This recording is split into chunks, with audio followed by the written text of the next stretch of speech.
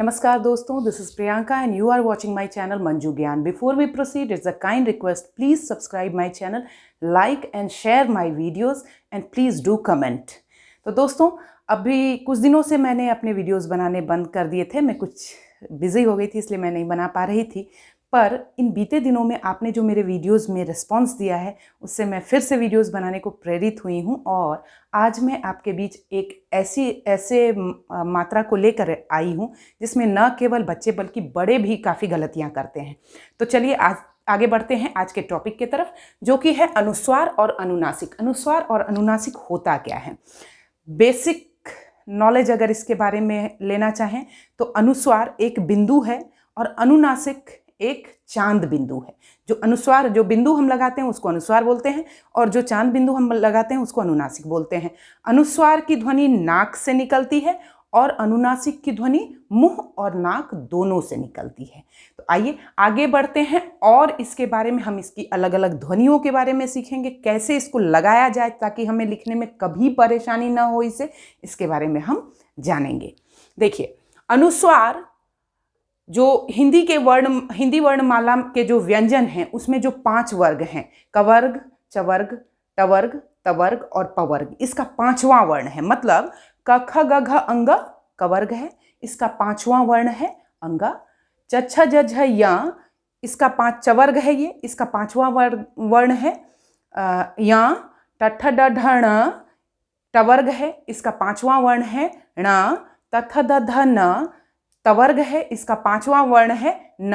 और प फ ब भ म पवर्ग है, इसका 5वां वर्ण है म। इन्हीं पंचम वर्ण, जो 5वां वर्ण है, जो हमारे 5 वर्गों का, हिंदी वर्णमाला के व्यंजन के 5 वर्णों का जो पंचम वर्ण है, इसका आधा वर्ण ही हमारा क्या कहलाता है? अनुस्वार कहलाता है। और इसकी ध्वनि कहाँ से निकलती है? केवल नाक से निकलती है। अब देखिए कि इसको ये तो हमारी परिभाषा हुई, हमारी जानकारी हुई अनुस्वार के बारे में। लेकिन इतनी जानकारी लेने के बाद भी हमें ये पता नहीं चलेगा कि इसका प्रयोग सही से कैसे करें। तो देखिए, चलिए कैसे प्रयोग कर सकते हैं ये हम जानते हैं। देखिए, यहाँ 5 शब्द लिखे हुए हैं, पंख, पंच, कंठ, चंद और पंप। ठीक है, यहां देखिए, इसे जब हम बोलते हैं पंख को बोलते हैं तो कैसा लगता है कि ये एक संयुक्ताक्षर की तरह है। अगर आपको संयुक्ताक्षर के बारे में जानकारी ना हो तो आप मेरी संयुक्ताक्षर पे बनी वीडियो को देख सकते हैं, उससे आपकी जानकारी इसके बारे में हो जाएगी। फिर आप इसे देखेंगे तो आपको समझ में आएगा। आप देखिए, खैर मैं इसमें भी आपको उसके बारे में बता देती हूँ, पर आप उस वीडियो को देखेंगे तो आपको ज़्यादा क्लैरिटी से उसके बारे में मालूम चल जाएगा। पंख, जब हम पंख बोलते हैं, पंख बीच में लग रहा है, प का उच्चारण होने के बाद कुछ कहीं रुक गया, पंख पंख। जब हम कोई भी शब्द बोलते हैं, जैसे कमल, कमल, क म ल कमल, वो एक लय में रहता है, वो रुकता नहीं है। लेकिन संयुक्ताक्षर में क्या है, जो वर्ण कटता है वो रोक देता है, वो रुकता है। जैसे कच्चा, कच्चा, च रुक जाता है। इसी तरह पंख जब हम बोलते हैं, पंख, मतलब ये न की ध्वनि जो जैसी जो है वो रुक रही है, मतलब वो वर्ण आधा है, वो वर्ण आधा है। मतलब ये अगर हम इसको लिखेंगे, अगर मान लीजिए हम इस अनुस्वार को न लिख करके इसके बीच में जो अनुस्वार जिस वर्ण के वजह से बना है उसे लिखेंगे तो वो हो जाएगा प अंग का आधा और ख। लेकिन ये गलत होगा, ये गलत होगा। हम इसमें अनुस्वार लगा कर लिखते हैं। ठीक, पंच लिखेंगे तो हम क्या करेंगे? प या का आधा और च। ठीक है, ऐसे ही कंठ लिखेंगे, कहीं आपने ऐसे भी कंठ देखा होगा लिखा हुआ, पर ये सही नहीं होता है। हम इसको अनुस्वार ही लगाते हैं। तो अब सवाल ये उठता है कि हम अनुस्वार ही क्यों लगाते हैं? तो देखिए, सबसे पहले इसका उच्चारण क्या है। इसका उच्चारण मोटे तौर पर मैं आपको बता दूं कि अंगा से लेके अंगा, या, ण और न, इन चारों का उच्चारण लगभग लगभग आधे न के तरह होता है, आधे न के तरह इसका उच्चारण होता है, और म का उच्चारण आधे म की तरह होता है जब हम इसको अनुस्वार के रूप में लिखते हैं। अनुस्वार के रूप में लिखने पर हम इसका उच्चारण इस तरीके से होता है। अब आप देखिए कि इसे, अब सवाल यह है कि इसको हम संयुक्ताक्षर की तरह क्यों नहीं लिखते हैं, अनुस्वार ही क्यों लगाते हैं। देखिए, इसका एक नियम है अनुस्वार का कि जब अनुस्वार लगता है, जो वर्ण कट के अनुस्वार बना है उसके बाद वाला वर्ण उसी वर्ग से होगा। जैसे यहां पे क्या हुआ है, पंख में अंग कट के अंग का आधा वर्ण लगा है, अनुस्वार यहां बना है, तो इसी के वर्ग का मतलब अंगा के ही वर्ग का ख यहां मौजूद है। अगर कोई आपसे पूछता है कि बताओ पंख लिखा है तो इसमें कौन सा वर्ण कट के कौन सा आधा वर्ण इसमें प्रयुक्त हुआ है, तो आपको देखना है कि पीछे कौन सा वर्ण लगा हुआ है। ख लगा है, मतलब कवर्ग से है, कवर्ग से है, इसका मतलब इसमें अंगा लगा होगा। फिर हम देखते हैं जैसे पंच है, पंच है, यहाँ पे क्या है, इसमें कौन सा वर्ण जो है वो बना होगा अनुस्वार, तो हम देखते हैं कि यहाँ बाद वाला शब्द जो है, अर्धवर्ण के बाद जो शब्द है वो क्या है, च है, मतलब चवर्ग से है, चवर्ग से है, तो इसमें चछ जझ या जो है वो आधा लगा होगा। ऐसे ही कंठ है, तो कंठ में भी कौन सा लगा होगा, कौन सा अनुस्वार, क्या किस वर्ण के आधा कटने से बना है अनुस्वार, तो हम देखते हैं यहाँ ठ लगा हुआ है, तो इसका मतलब है कि यहाँ पे आधा ण लगा हुआ है।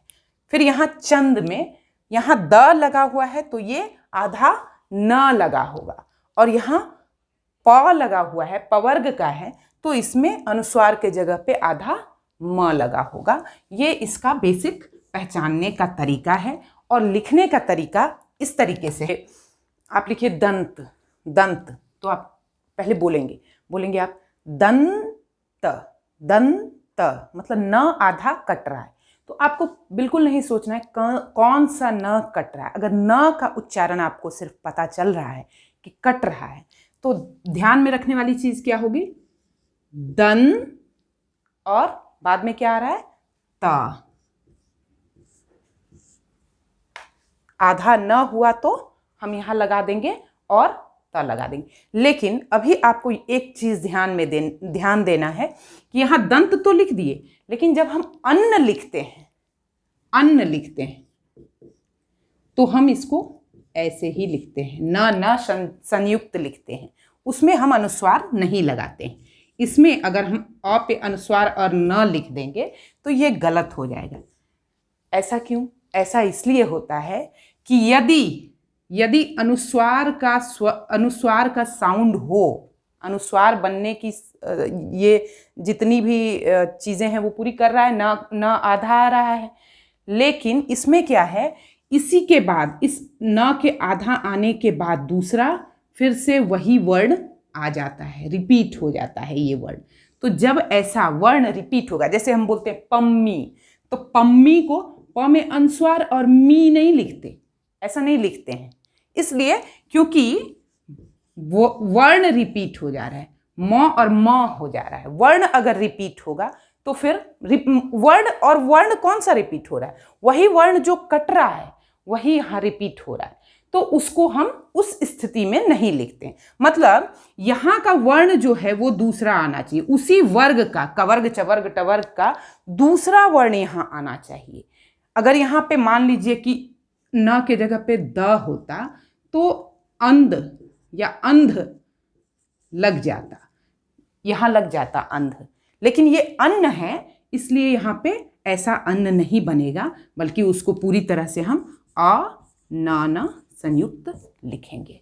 यहाँ तक बात आपको समझ में आ गई कि पहला तो ये कि अनुस्वार लगेगा तो उसके बाद वाला वर्ण जो है उसी ग्रुप का होना चाहिए, उसी वर्ग का होना चाहिए, कवर्ग टवर्ग चवर्ग तवर्ग का होना चाहिए, पवर्ग का होना चाहिए। दूसरा, आधा वर्ण ये है और उसके बाद पूरा वर्ण, जो वर्ण आधे हुए हैं, जो वर्ण कटे हैं, वही वर्ण फिर से रिपीट हो जाएंगे, तो हम उसमें क्या करेंगे, संयुक्ताक्षर की तरह लिखेंगे, अनुस्वार की तरह नहीं लिखेंगे। फिर आगे देखते हैं। हमें अगर लिखने के लिए कहा जाता है तुरंत, तुरंत, तो सबसे पहले क्या है, हम बोलेंगे तुरंत। तो लग रहा है तू नहीं हो रहा है, तो हम लिखेंगे तु। और रंत, रंत, रंत, रनत नहीं है, रंत है। तो मतलब र के बाद कुछ रुक रहा है, रन रुक जा रहा है, तो हम न का साउंड आ रहा है, तो यहाँ पे अनुस्वार लगा देंगे और त लिखेंगे, तुरंत। ये तो हो गया हमारे अनुस्वार के बारे में जानकारी कि अनुस्वार में हम क्या नियम लगाते हैं। अब हम सीखेंगे अनुनासिक, मतलब चांद बिंदु। चांद बिंदु को हम कैसे लगाते हैं इसके बारे में हम जानेंगे। और मतलब कंठ से और नाक से दोनों जगह से निकलती है। यहाँ आपको फील होगा कि आपके यहाँ तालू के यहाँ बगल से और यहाँ नाक से, दोनों जगह से निकलती है। अब इसका साउंड होता कैसे, इसका साउंड आ की तरह होता है। हर चीज़ में जो भी आप अनुस्वार चांद बिंदु की तरह का अनुनासिक का बोलेंगे, चांद बिंदु जिसमें लगा तो उसमें की ध्वनि आएगी। जैसे हंस, हंस, हंस, हंस, ठीक है, हंस, हाँ, लग रहा है यहाँ से, लग रहा है हाँ, यहाँ और नाक से निकल रहा है, ठीक। उसके बाद देखिए पाँव, पाँव, मुंह से और नाक से की ध्वनि निकलेगी, ये आपको बिल्कुल याद रखना है। पाँव, दाँव, काँव, ठीक है, इस तरह की ध्वनि जब आपको निकलेगी तो आपको आंख बंद करके उस पर चांद बिंदु लगा देना है। अब देखिए कई जगहों पे हम देखते हैं चांद तो होता है लेकिन बिंदु नहीं होता। जैसे हॉल, मॉल, उसमें क्या होता है, उसमें क्या होता है, कब हम लगाएंगे, जब हम बोलेंगे हॉल तो ये ओ की ओ जैसा साउंड होगा। अब देखिए हम लोगों ने सीखा है आ जब हम पढ़ते हैं तो ओ औ पढ़ते हैं, उसको देखिए उसका साउंड कैसा हो जाता है, ह में औकार ला, ला में एकार, हौले, हौले, हौले। और ये क्या है, हो और हौ दोनों में अंतर होता है, इसलिए हम यहाँ पे चांद लगाते हैं और इसमें औकार की मात्रा लगाते हैं। आप जितना इसको बोलेंगे, जितनी प्रैक्टिस करेंगे, बोल के लिखेंगे, आपको इसको लिखने में उतनी ही आप शुद्धता से लिख पाएंगे और आपको किसी तरह की गलतियाँ इसमें नहीं होंगी।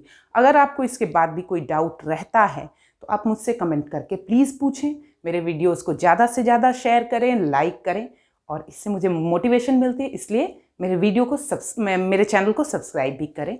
Thank you.